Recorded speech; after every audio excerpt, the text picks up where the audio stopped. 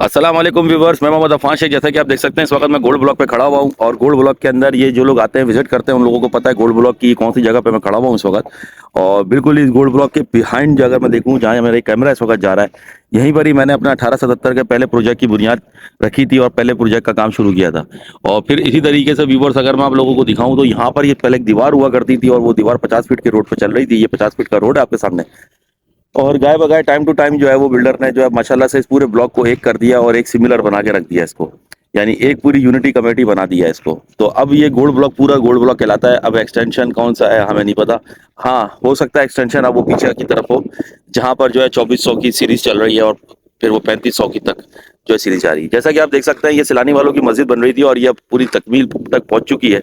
और इत्तेफाक की बात है कि इस मस्जिद के अंदर बड़ी जबरदस्त मैनेजमेंट के साथ काम हो रहा है। रियाजुल जन्ना इस मस्जिद का नाम है।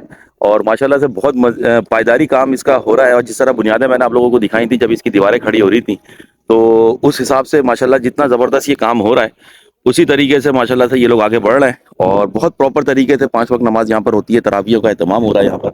और इसी तरीके से आप ये देख सकते हैं लाउड स्पीकर और पूरे मैनेजमेंट, पूरा एक ऑफिस कॉरम वगैरह बना हुआ है।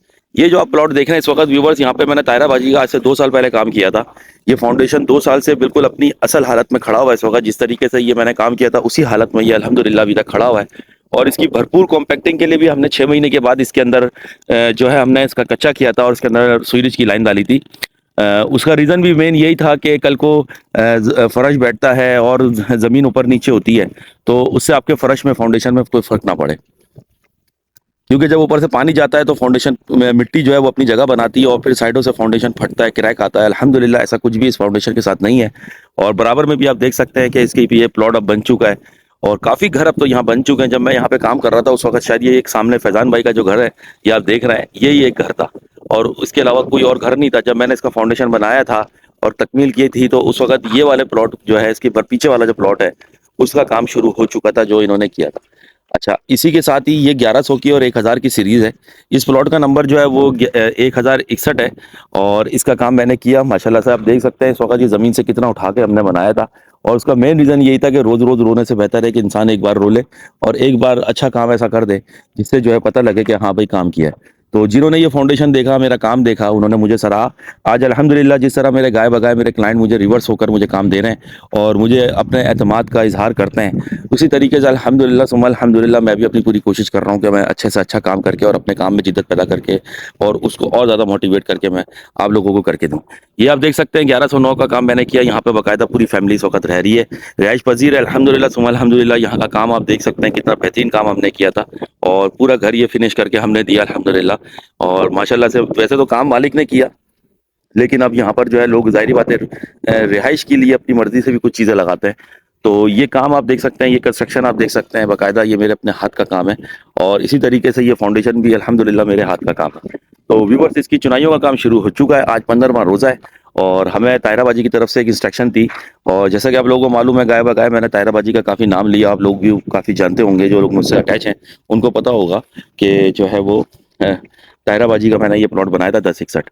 तो ये अवामी नक्शे के ऊपर है, 80 गज का है, 24 बाई 30 इसका डायमेंशन है।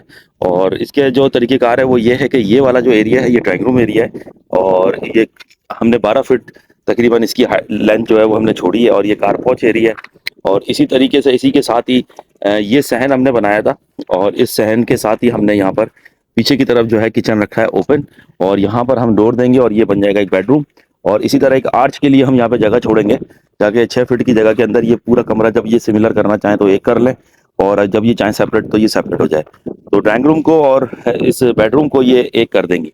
चुनाइयाँ आप देख सकते हैं माशाल्लाह से कितनी सफाई के साथ बेहतरीन चुनाइयों के साथ काम हो रहा है। कॉलम के आप साइज देख सकते हैं 24-24 फीट, 2-2 फीट के 24-24 इंची 2 फीट के पूरे कॉलम के हमने साइज छोड़े थे। चाहते तो हम इसको 18 इंची पे भी ला सकते थे, यानी हम इसको 15-15 इंची मतलब इसको बैंड करके और इसके अंदर हम 1.5 फीट का कॉलम 18 इंची की भराई करके हम इसको कर सकते थे। लेकिन क्योंकि ये प्लॉट हमारी कमिटमेंट के ऊपर हमने 2 फीट पे बात की थी और कमिटमेंट से हटकर हमें, आपको पता है कि कमिटमेंट से हट के काम करना में जो है वो ईमानदारी नहीं है। आप अपनी जो कमिटमेंट करते हैं वही सब कुछ होती है। और जैसे कि देख सकते हैं ये बाथरूम था और इसका दरवाज़ा हम बाहर से देंगे, ये डक एरिया है और ये किचन एरिया बन जाएगा इनका। मुगल सरिया हमने इस्तेमाल किया था, ये देखें आप 12 mm का मुगल सरिया डी फॉर्म सरिया आज अपनी असल हालत में है। इतने बड़े बड़े इसके ओवरलैप निकाले थे, ये आप देख सकते हैं 3-3 फीट के ओवरलैप निकाले हैं। इतने बड़े बड़े ओवरलैप कोई भी नहीं देता व्यूवर्स। तो व्यूवर्स ये सब चीजें जो होती है ये मेन बेस होती है, बेस से जो चीज चलती भी आती है वो ऊपर तक उसकी अपनी अपनी स्ट्रेंथ होती है। और जैसा कि मैं आप लोगों को दिखाऊं, ये आप देख सकते हैं बराबर वाले घर ने जो है वो प्लास्टर तक कर दिया है। अगर मैं आप लोगों को इसकी थोड़ी सी हिस्ट्री समझा दूं तो ये आप देख सकते हैं, जब भी आप प्लॉट बनाए तो आधी इंची इधर से आधी इंची उधर से जो है आप छोड़ें, यानी 1 इंची आप अपने प्लॉट को अपने प्लॉट के अंदर रहते हुए बनाएं। क्योंकि ये आप देख सकते हैं ये गोला देखें, आधी इंची का तो खाली ये गोला आ रहा है और आधी इंची इसके अंदर जारी बात है कच्चा हुआ है तो ये गोला बना है। तो 1 इंच पूरा ये जो है दीवार इन्होंने कवर कर ली है हमारे प्लॉट के अंदर, जो गैर जरूरी थी। और जबकि यहाँ पे प्लॉट बना हुआ था, इस ठेकेदार का फर्ज बनता था कि ये यहाँ पर प्लास्टर नहीं करा था, क्योंकि आज नहीं तो 2 साल बाद भी यहाँ पर जो है वो दीवारें खड़ी होनी थी और उसकी पकड़ और इनकी दीवार की पकड़ एक हो जाती। अब क्योंकि इन्होंने प्लास्टर कर दिया तो उसके बाद हमारे को ये आप देख सकते हैं नीचे से कटाई करके इनके ब्लॉक को आज़ाद करना पड़ा। ये आप देखें माशाल्लाह कितना अच्छा काम किया इनके ठेकेदार ने कि बाकायदा हमारे को इसकी कटाई करनी पड़ गई ताकि हमारा जो है इसमें 5 इंची का ब्लॉक वो इस पे चल जाए। तो व्यूवर्स ये सब चीज़ें जो है ये ठेकेदार के ऊपर जिम्मेदारी बनती है कि वो ये सब काम करते वक्त एहतियात करें, जो एक्सपीरियंस रखते हैं, जो काम करते हैं, समझते हैं।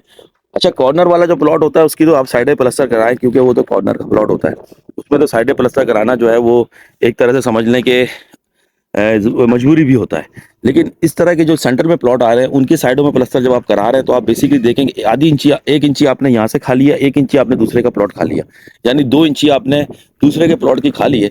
तो 24 तो उसका फ्रंट है, 24 में से 2 इंची निकाल दें तो पीछे 23 इंच का रह जाएगा मामला। तो ये सब चीज़ें गैर ज़रूरी है, शरतन भी ये चीज़ें गलत हैं जो अल्लाह ताला को नापसंद है। तो इस तरह किसी का हक खाना ये गैर ज़रूरी और गैर शरई अमल है, जो कि बहुत बड़ा गुनाह कबीरा भी है। तो अल्लाह पाक हर किस्म के गुनाह माफ़ कर देगा लेकिन किसी का हक माफ़ नहीं करेगा।